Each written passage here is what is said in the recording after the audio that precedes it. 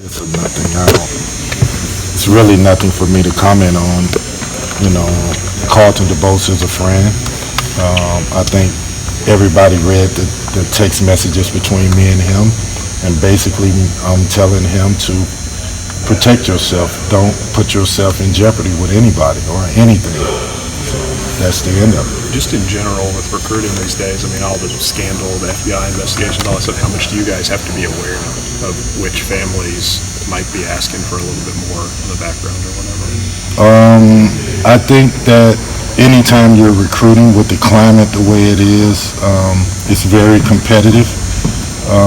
We set the table early, meaning that when we go in and meet families for the first time and kids for the first time, I think we do a great job of establishing this is what this is. This program is built on this. We can't do anything illegally, and we won't do anything illegally. And Coach Cal has done a great job of establishing that with families. So there's not a lot of, wiggle room with playing with the words. We don't do illegal things here. Nate's obviously gone through a clear body transformation since he first came here. How much do you see that making? You said Nate? Impact? Yes. Yep. How much do you see that making an impact so far? Shoot. Nate walked in these doors, I don't know exactly what he weighed, maybe 255, 260. I think now he's around 235. It's going to help him. In order to be in play at a high level, you have to be in great shape. He's shown that I'm willing to pay the price to get in great shape. He's eating right, he's training right. It's going to help him have a good season. We're looking forward to that. I'm sorry, Coach. What made Nate the right guy, type of guy, when you guys considered, adding another grad transfer? I think the experience that he's had before he got here was one thing.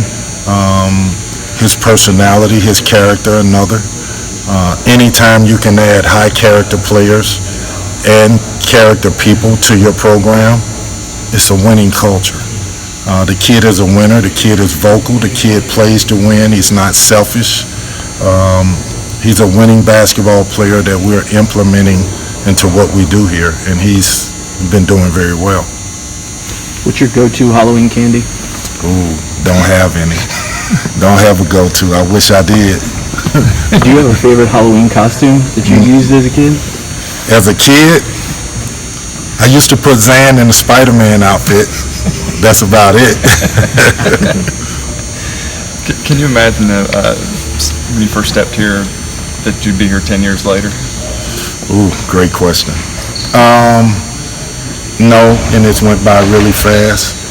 I can't begin to tell you how vital this has been to me personally, being in this program, being around the kids that I'm around, the players that have came here throughout my 10 years, still talk to them like they're my kids. They call me after every game or most games. To be around a staff that's positive, for me, it's been great. It's been great. Did Carl Anthony talk to you after last night? No, he talked to me after the other game when he had 30-something, but he didn't hit me last night. You saw what happened there? Yeah, I saw what happened. And, look, he's establishing himself as one of the best big men in the game. There are going to be people that's going to come at him, and for whatever reason, to take him out of his personality. He has to deal with it, and some of it you have to retaliate. Some of it you got to take the high road. He decided to do what he did, and you can't blame him. I mean, it's competition. Kind of going back to the grad transfer, who kind of made that? I don't know. Was there somebody that urged Coach to do it? Did Coach did it just happen that somebody came in the first time and it worked? I mean, what changed that became a thing kind of for this program? Don't really know. I know that with Reed, it was, here's a kid that's a special basketball player. And when he walked in here, it probably was a little eye-opening to us how hard he worked, how much he appreciated being in a gym full of kids with the same aspirations. They all wanted to be professional. They all wanted to win a championship. And so that, that helped us.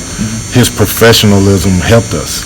The way he carried himself, the way that he was trying to help the young players. All those little things, we need that because we don't have juniors and seniors. So it makes guys like him and Nate important and vital. Like to have a couple of juniors and seniors, but until we get that way, we have to make do with what we can get. And right now, grad transfers have been important. Kenny, looking ahead a little bit to Michigan State, what goes through your mind when you think of the matchup Ashton against Cassius Winston? Cassius is a really good player. He's trying to control the basketball game. He plays on the ball, off the ball. Really talented, can really score. Has a great feel for the game. It's going to be a great matchup because Ashton is a really good defender, one of the best defenders in college basketball, going against one of the best point guards in the game. So it'll be interesting to see, and a big part of us having success is that matchup. And Cassius is the guy that sort of must be disrupted, right? He has to be disrupted. If not, it could be problems for us because he's, like I said, he controls the game. As a coach, does a matchup like that bring out different emotions? You know what I mean? Like it's not just another X and O exercise. No, it's look, we're trying to win the game. And I don't know if just playing Ashton on him solely is the right thing to do. I think that you have to throw different guys, different sizes at kids like that and see what works. Instead of making it Ashton against this kid, maybe that does something to Ashton. Right. We just want to go out and play and make everything the kid does hard, difficult, and fight our behinds off for 40 minutes and see what happens. What kind of player might get lost in a matchup like that? You know what I mean? And might, forget about the game. An emotional player, a player that would be so emotionally high to play against supposedly the number one point guard in college basketball that they forget about the team concept.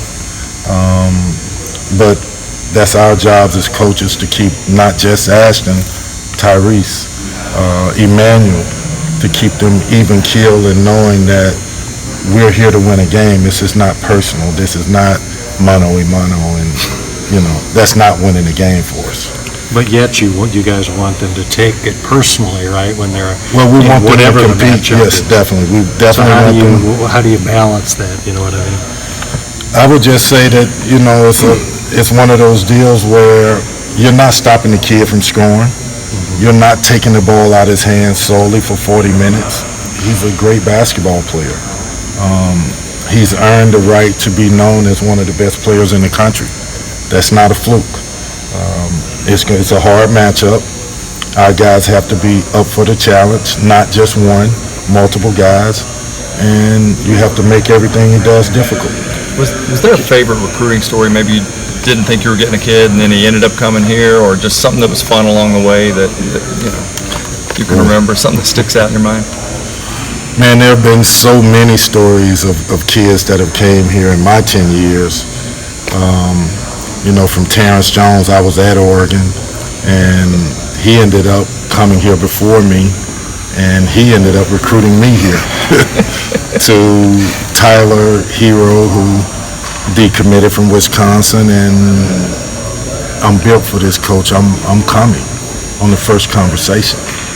To Tyler Eulis, to Devin Booker, to Bam Adebayo, to Anthony Davis, to Michael Gilchrist, who watched us practice one day on his visit and said, "You guys are so good, Uncle Kenny, I can't come here." And I grabbed him by the chest and said, "The difference is your heart. Don't look at the skill. Look at your heart compared to any player, and you'll realize you can play with anybody." So there's not been one. There's been a whole bunch. Cal made a big deal in the preseason about not wanting to be a hat on the table anymore in recruiting, and basically identifying guys who really do want to be here. How do you do that? How do you identify that early in the process? I think building relationships. You guys use the word recruiting. I just don't know what that is. The days of recruiting are gone in my eyes. You have to build relationships and make judgments on the relationships that you've built.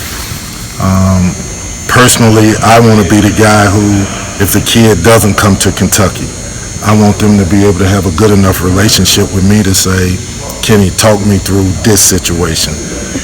And always know that there's somebody that cares, that is not just about what they're doing. And as you go through and you build these relationships, it becomes obvious who fits what we do and who doesn't.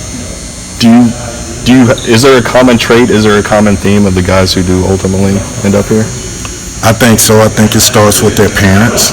I think if you build relationships with their parents first and you realize, well, they ain't gonna fall too far from the tree. As much as I would not want Zan to be like me, Zan's gonna probably be a little bit like me. So I think you start there and you just try to build a genuine relationship, and you explain to them that it's not just about Kentucky. It's about a relationship with Coach Cal, a relationship with our staff, a relationship that you can trust us to get you where you need to go. And in the meantime, this program is about championships and your dreams, not just a championship.